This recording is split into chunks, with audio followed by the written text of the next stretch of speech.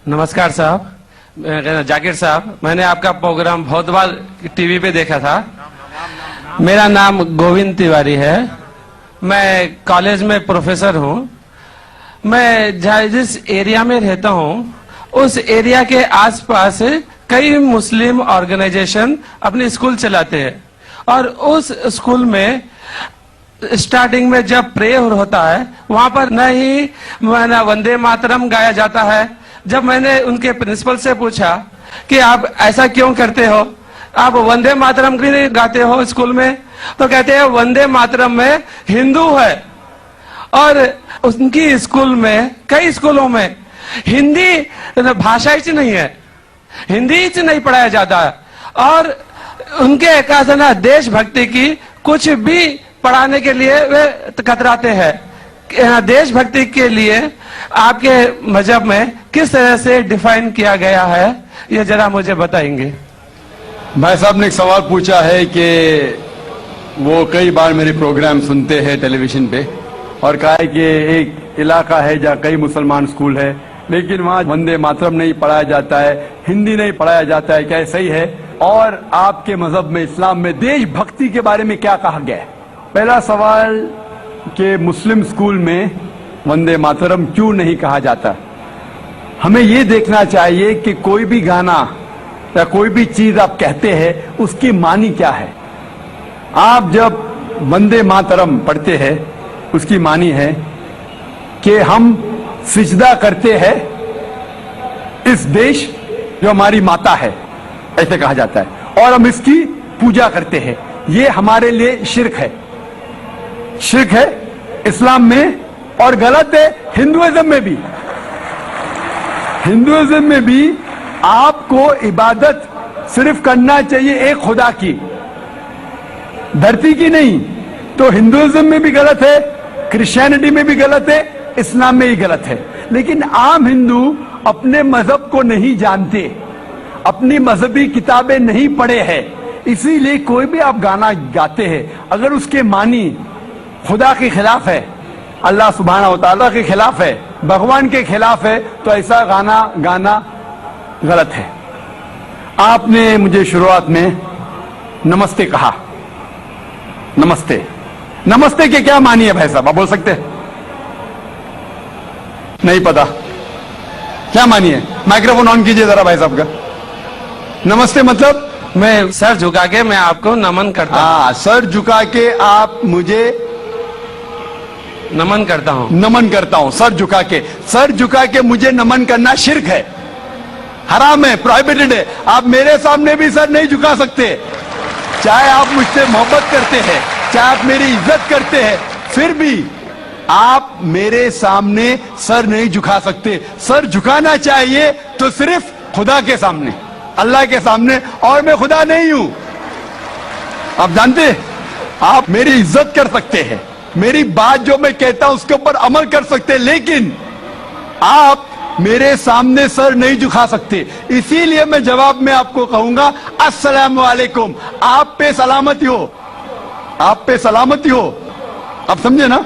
मैं आपके सामने झुक नहीं सकता हूं। ये सिर झुकेगा तो सिर्फ अल्लाह के सामने, सिर्फ खुदा के सामने। तो आपने बड़प्पन में मुझे कहा, लेकिन अगर गलत चीज कहा तो मैं वापस से जवाब नहीं दे सकता हूं, क्योंकि मैं जानता हूं जो लोग नहीं जानते वो ऐसे हरकत कर सकते हैं। मिसाल के तौर पे, एक महीना पहले मैं जब बॉम्बे एयरपोर्ट पे था तो एक औरत, हिंदू खातून, मुझे पूछी कि आप डॉक्टर जाकिर नाइक है? आयु डॉक्टर जाकिर नाइक? मैंने कहा जी। ओ, मैं आपका रोज प्रोग्राम देखती हूं, मैं दुबई से 25 साल के बाद बंबई में आ रही हूं, 25 साल के बाद हिंदुस्तान में आ रही हूं। उसके सिर पे टीका था, हिंदू औरत थी, बोलती मैं आपके प्रोग्राम देखती हूं और बहुत अल्हम्दुलिल्लाह तारीफ करने लगी। सारी तारीफ अल्लाह की है, मैं कुछ भी नहीं हूं। और फिर कहने लगी कि मैं तुम्हारे पैर छूना चाहती हूं। मैंने कहा कि ये गलत है, शिर्क है। तो बोले क्यों? वही जवाब मैंने दिया, आप जो भी कहो मैं आपकी बात मानूंगी। तो मैंने कहा आप कुरान मजीद पढ़िए, कुरान मजीद पढ़िए और इसके ऊपर अमल कीजिए। और मैंने तकरीर दी है similarities between Islam and Hinduism. اسلام اور ہندوازم میں یکسانیت، اور ثابت کیا ہے کہ ہندوازم میں بھی لکھا ہے کہ آپ صرف ایک ایشور کی عبادت کرنا چاہیے، جتنے رشی آنے والے ان میں ماننا چاہیے، اور محمد صلی اللہ علیہ وسلم میں بھی۔ تو آپ کو اگر قرآن اور ویدا پہ عمل کرنا چاہیے جو یکساں ہے، آپ کو ایک خدا میں ماننا پڑے گا اور آخری پیغمبر محمد صلی اللہ علیہ وسلم پر۔ آپ کا اور ایک سوال تھا کہ ہندی کیوں نہیں پڑھائی جاتی ہے، ہندی مسلم سکول میں کیوں نہیں پڑھائی جاتی ہے؟ کچھ سکول میں ہو سکتا ہے، لیکن میرے حساب سے اکثر سکول میں ہندوستان میں ہندی پڑھائی جاتی۔ جو سکول میں نے قائم کیا ہوں، اسلامک انٹرنیشنل سکول، اس میں بھی ہندی پڑھائی جاتی ہے،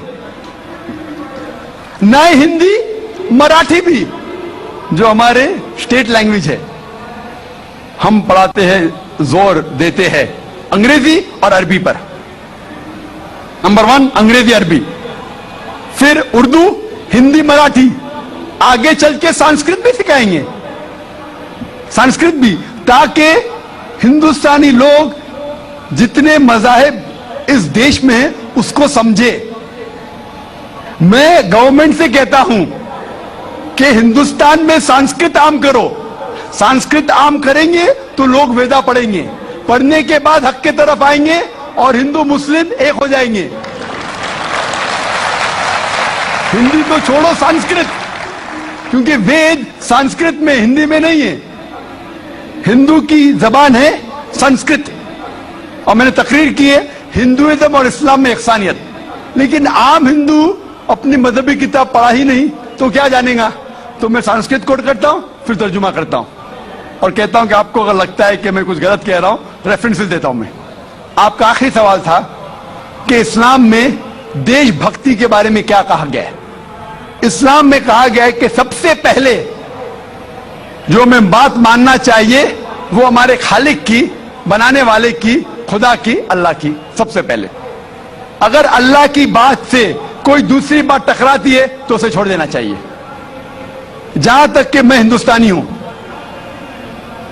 اور میں گرو سے کہتا ہوں کہ میں فنڈامنٹلسٹ مسلم ہوں، I am a good practising Indian, fundamentalist بنیاد پرست مسلم بھی ہوں اور اچھا ہندوستانی بھی ہوں۔ میں ہندوستان کے کانسٹیٹیوشن کو جانتا ہوں۔ ہندوستان کے کانسٹیٹیوشن میں ایک بھی چیز فرض نہیں ہے جو اسلام میں حرام ہے، اور ایسی کوئی بھی چیز نہیں ہے جو ہمیں مجبور کرتی ہے جو اسلام میں حرام ہے۔ اور ہندوستان کے کانسٹیٹیوشن میں، انڈین کانسٹیٹیوشن میں ایسی کوئی بھی حرام چیز نہیں جو اسلام میں فرض ہے اور انڈین کانسٹیٹیوشن میں حرام ہے۔ تو میں دونوں کو ساتھ میں لے کے چلتا ہوں، لیکن اگر ٹکراؤ ہوگا، میرے حساب سے I can be a very good Muslim and a good Indian, میں اچھا مسلمان بھی ہوں اور اچھا ہندوستانی بھی ہوں، لیکن اگر آگے چل کے، ابھی تو کوئی ٹکراؤ نہیں ہے، لیکن اگر آپ ایسے دیش میں ہیں جو دیش کا قانون اپنے خالق کے قانون سے ٹکراتا ہے، تو خالق کا قانون اونچا ہے، خالق کا قانون اونچا ہے، خدا کا قانون اونچا ہے، اللہ کا قانون اونچا ہے، پھر آتا ہے دیش۔